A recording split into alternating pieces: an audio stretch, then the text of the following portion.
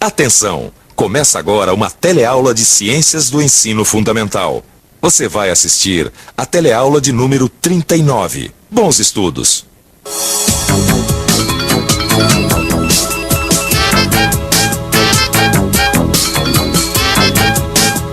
Você está reconhecendo esses ambientes? Quantas vezes você já viu na televisão, no cinema e nas revistas imagens desses dois tipos de ambientes? Você sabe o nome deles? Conhece as diferenças entre os dois? Gostaria de saber? Então assista a teleaula de ciências de hoje. Você vai aprender o que é um cerrado e o que é uma caatinga. Quais as características de cada um. Que tipo de ser vivo povoa esses ambientes e como eles sobrevivem. E ainda, qual é a importância de preservar esses ambientes antes que eles acabem. A teleaula de hoje começa com 2 relatos de viagem.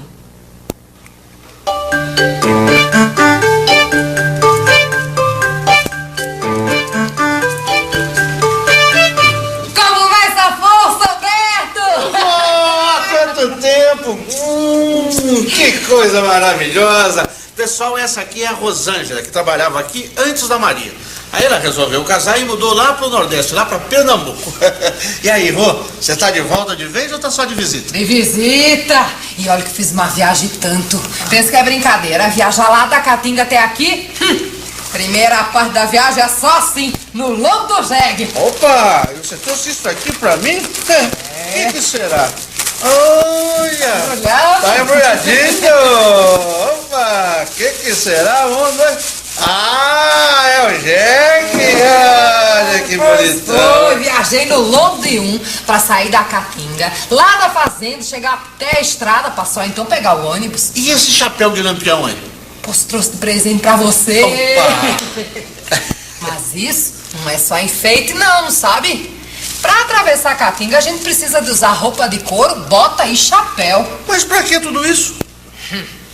É difícil penetrar na vegetação da Caatinga, porque ela é formada principalmente de arbustos e árvores baixas espaçadas. As plantas da Caatinga possuem folhas em forma de espinho. O espinho tem uma área bem menor do que a folha comum. Isso é uma adaptação para que as plantas não percam água facilmente, porque na Caatinga a água é bastante escassa. Conheça agora o outro ambiente que nós vamos estudar nessa teleaula.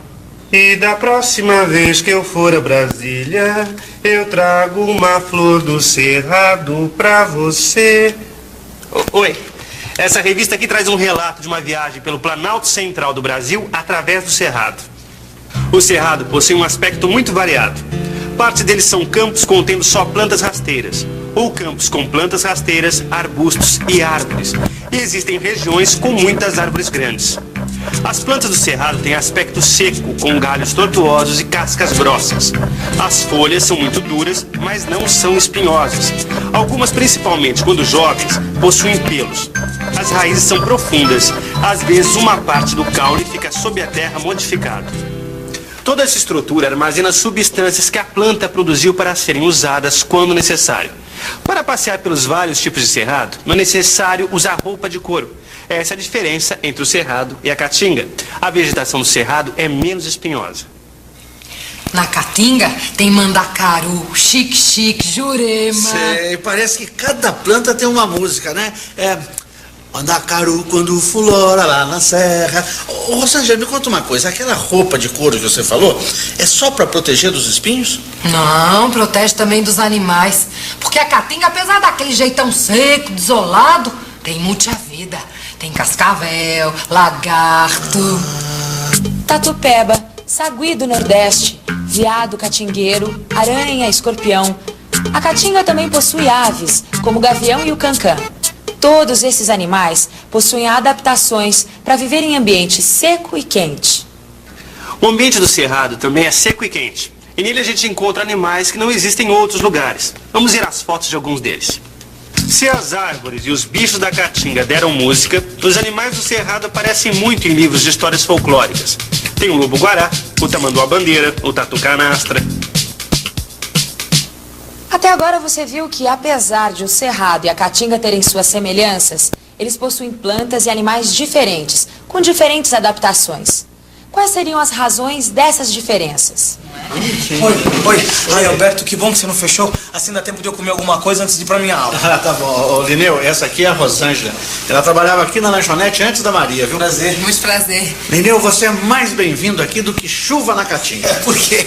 A gente queria saber a diferença entre a Caatinga e o Cerrado. Bom, Sim, porque eu moro lá na Caatinga e sei que a paisagem é muito seca, que tá cheio de planta com espinho, porque chove muito pouco. E depois o tempo de chuva não é assim, ali, marcado na folhinha. na Caatinga não chove com muita regularidade, né? Pois é. E no Cerrado, como é?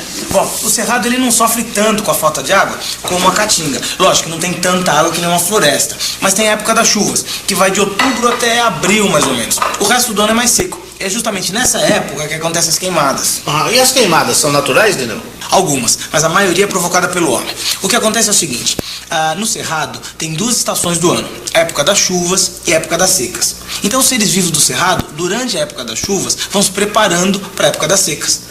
As raízes das plantas do Cerrado são muito profundas, algumas atingem 25 metros.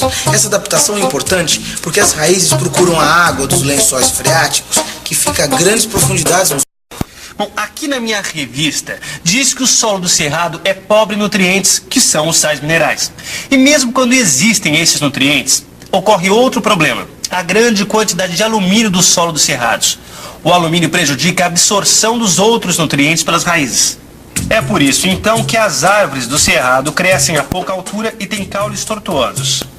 Se a gente olhar, o Cerrado e a Caatinga são parecidos, mas a Caatinga tem menos água e mais nutrientes, e o Cerrado tem mais água e menos nutrientes.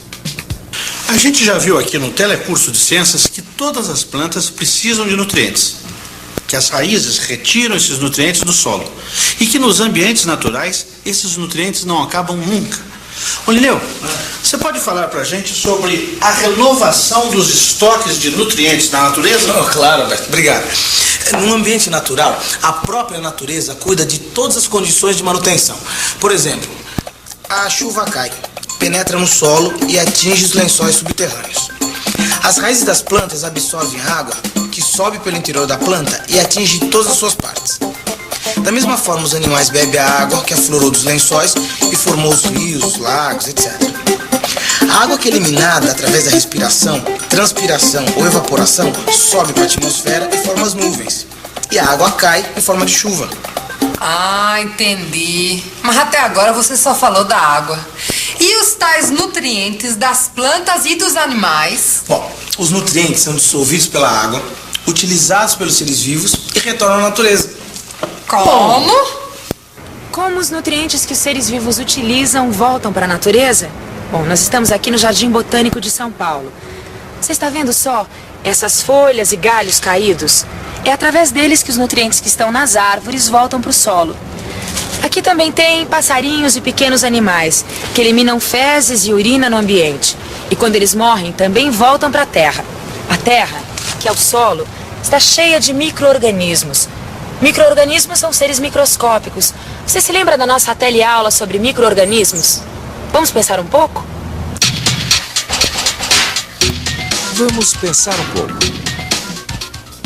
Os micro-organismos utilizam os materiais eliminados pelas plantas e animais para sobreviver. E apesar de usarem, devolvem ao ambiente os nutrientes que estavam contidos na madeira dos galhos, nas folhas ou no corpo dos animais.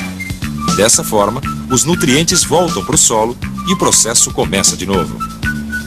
Esse processo tem um nome: reciclagem.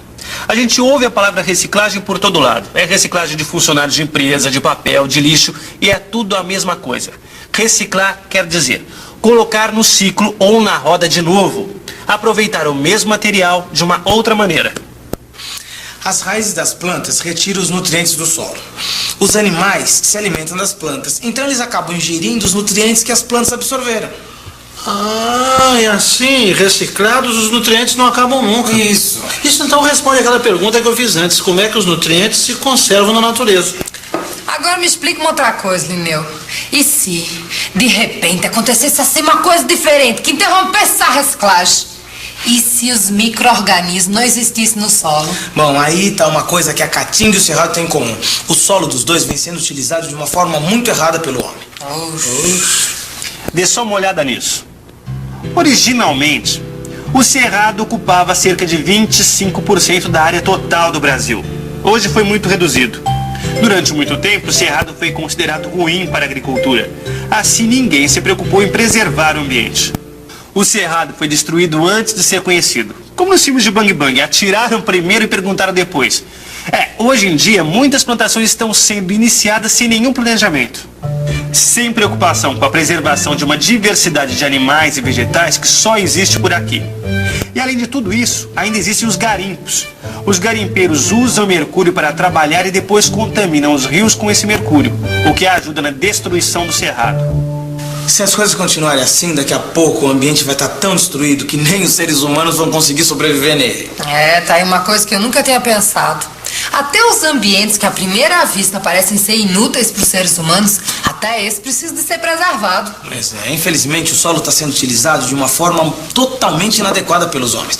Olha, no Nordeste, por exemplo, a vegetação da caatinga, ela está sendo substituída pela pecuária e pela agricultura.